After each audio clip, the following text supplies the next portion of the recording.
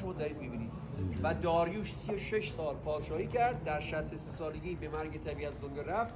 آپادانا رو ساخت، تچر رو ساخت، سالها زندگی کرد.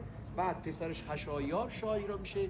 خشایار فاتح آتن، تنها پادشاه تاریخ که اروپا رو فتح میکنه و درفش ایرانیان اونجا علم میکنه. خشایار افتخار ایران شاه میشه. اون آخر کاخ هم خشایار برای خودش میسازه. اون کاخ حدیث کاخ اختصاصی خشایار شاه است. هی دو چشم جایی تو شهرتون تابلو حدیث دیدید، ایرانی‌ها به قصر کاخ میگفتن حدیث. اگه جایی هم نام تچر یا تاچارا دیدید، ایرانی‌ها به سرپناه جایی که زیرش پناه بگیرن میگفتن تاچارا. پس این چادری هم که تو طبیعت می‌ذاری زیر چادر پناه می‌گیری از کلمه تاچاراست، یعنی سرپناه نشین بگو. این الفاظ دیگه فراموش کرد. توی تچر و حدیث نمیشه رفت، بسته شده، فقط میتونن اون اول یا اون کنارش عکس بیان و اینا داخل کاخ دیگه نمیذارن مردم برن. متاسفانه سال قبل از بس خرابکاری که همه رو در دیوارش میرفتن بالا، میراث فرهنگی درش بسته کسی داخل کاخ دیگه نه. از این بفرمایید. بالا نمیرید دیگه؟ نه بریم دیگه. هوا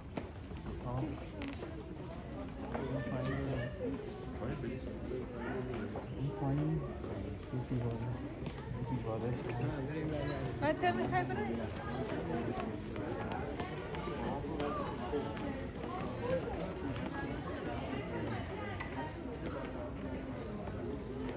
بچه ها این قسمت خیلی مهمه. یک از زیباترین بخش‌های مجموعه است که اصول جامعه شناسی، یک انیمیشن زنده